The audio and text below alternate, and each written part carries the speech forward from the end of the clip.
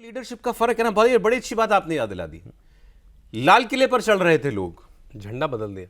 ITO पे tractor चल रहे थे, ट्रैक्टर की रेस हो रही थी, स्टंट हो रहे थे, दिल्ली पुलिस कुछ नहीं कह रही थी। दिल्ली पुलिस की जान के आफत आ गई थी। दिल्ली पुलिस को लोग हमला उनके ऊपर कर रहे थे। पुलिस ने पुलिस ने गोली तो छोड़िए, डंडा भी नहीं चलाया। ये यहां आदेश था। इस आंदोलन को जो भी इसका स्वरूप है अपने आप ढल जाने दो, हम फोर्स यूज नहीं करेंगे। केपी शर्मा ओली ने कल 19 लोग मार दिए। सारी कोशिश ये थी कि किसी तरह से पुलिस गोली चला दे, और वो गोली चल गई होती, एक भी गोली चलती पुलिस की, जब तो उसका बड़ा भयावह प्रोवोकेशन था सर, पूरा प्रोवोकेशन। लाल किले पे झंडा लगा देना। हाँ, झंडा लगा देना, और जिस तरह से उन्होंने राष्ट्र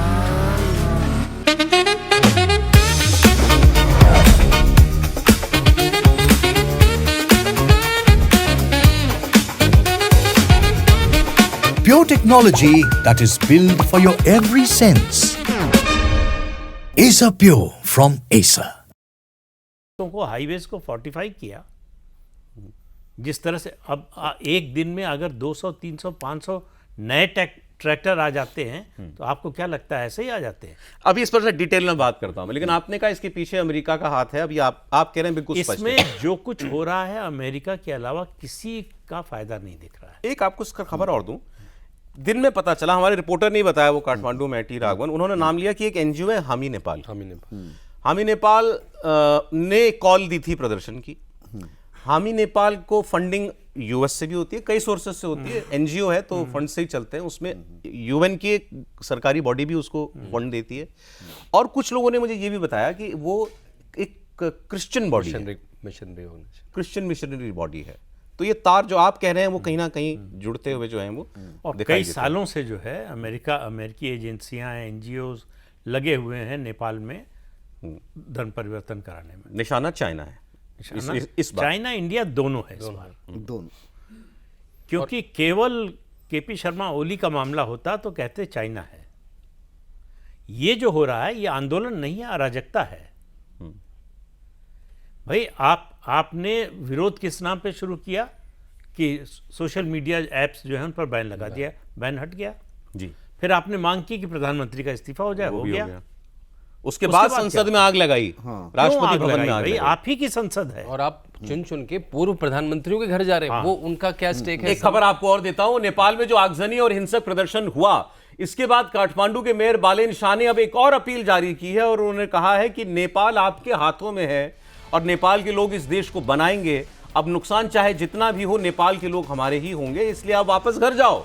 ये पोस्ट बालेन शाह ने सोशल मीडिया पर किया। वो कह रहे हैं पहले इनका समर्थन था इस आंदोलन को, अब वो आंदोलन निकल गया सबके हाथ से। अब ये अपील कर रहे हैं कि आप जो चाह रहे थे वो हो गया, अब अपने घर जाइए। अब नेपाल को नए सिरे से बनाने का समय आ गया है।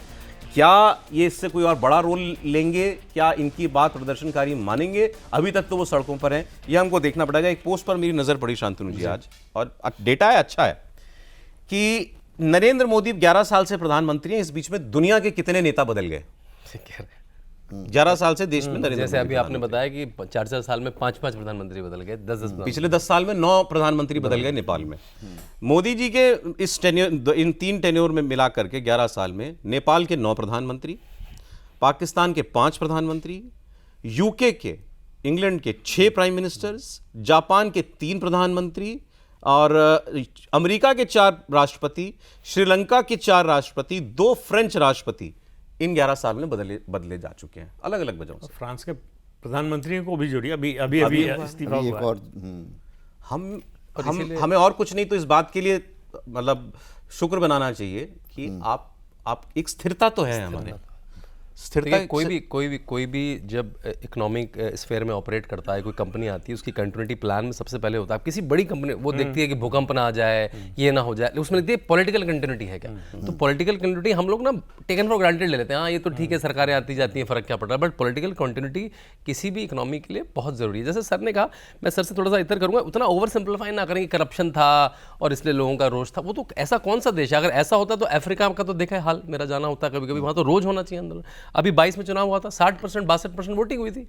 अगर वोटिंग हुई थी 20% तो मैं मान लेता कि भाई आदमी एंगेज नहीं कर रहा। आपके हिसाब से 60% 62% वोटिंग हुई है। आपके हिसाब से कौन है पीछे इसके? बिल्कुल साफ पता लग रहा है पैटर्न। अब तो देखिए, पहले तो पैटर्न और छुप के होता था, एक एक करके होता जा रहा है। श्रीलंका में हो रहा है, बांग्लादेश में हो रहा है, एक नायक निकल के आता है। अभी उस नायक को आपने बता भी दिया, वो यूएस से मिले हैं, वो तो बिल्कुल पैटर्न है। नॉन स्टेट एक्टर, सब नॉन स्टेट एक्टर्स हैं, इन सबको कुछ अवार्ड। अभी थोड़ा यूनुस कौन सा पॉलिटिशियन है, कौन सी फॉलोइंग बांग्लादेश में उसकी? इनकी तो चलो फिर भी थोड़ी पब्लिक फॉलोइंग है। बांग्लादेश हमारे लिए एक लेसन है। मैं जनरल साहब से उसी मुद्दे पर आना चाह रहा था। सर, बांग्लादेश में बहुत से लोगों का ये कहना है कि हम we were caught off guard, कि अचानक ऐसी परिस्थिति बन गई कि सत्ता परिवर्तन हुआ, शेख हसीना को भागना पड़ा, और क्योंकि हमारे अच्छे संबंध थे उनसे तो हमें उन्हें शरण भी देनी पड़ी। इस वजह से हम आज बांग्लादेश की मौजूदा सरकार और वहां के पब्लिक के एक सेक्शन में हम लोग विलेन भी बने हुए हैं, जो शेख हसीना के विरोधी हैं उनकी नजर में, कि आपने इनको शरण क्यों दी है। अब वो जो इंटरिम गवर्नमेंट वहां आई वो कट्टरपंथियों की बन गई, वो हमसे बैर लिए हुए हैं। नेपाल इस टेस्ट केस को अगर नेपाल पे लागू करें तो हमें इस वक्त क्या करना चाहिए? हमें इस वक्त इंटरफियर नहीं करना चाहिए, क्योंकि पिछला जो लेसन है, चाहे श्रीलंका का लेसन लीजिए, चाहे आप बांग्लादेश का लेसन लीजिए, चाहे कहीं का भी लेसन लीजिए, हमें इनके इसमें इंटरफियर नहीं करना चाहिए। कारण क्या है कि पहले भी जितनी बार भी हमारा पुराना एक्सपीरियंस भी, जब स्वदेशी आंदोलन हुआ था उस टाइम में भी वहाँ पे लोग नाराज़ हुए थे भारत के, जो भी कुछ भी भारत ने एक्शंस लिए। उससे पहले भी जब एक बार इसके टूरिज्म जो कानून बना था उनके यहाँ, उसके ऊपर आंदोलन हुआ था, उसमें भी यही कहानी आई थी सामने। तो भारत को इंटरफियर नहीं करना चाहिए, और भारत की बड़ी सिंपल लेड आउट पॉलिसी है कि हम किसी की इंटरनल अफेयर्स में इंटरफियर नहीं करते, कोई हमारे इंटरनल अफेयर्स में इंटरफियर ना करे। ये पॉलिसी बिल्कुल क्लियर है।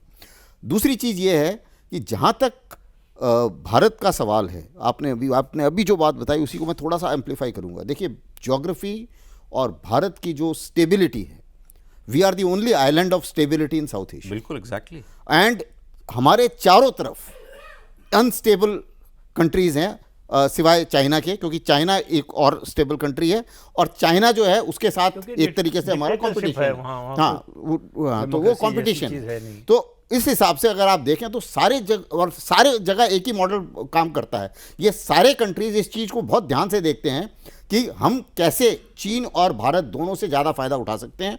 और अब जो है वो तीसरा मिल गया है, वो है अमेरिका।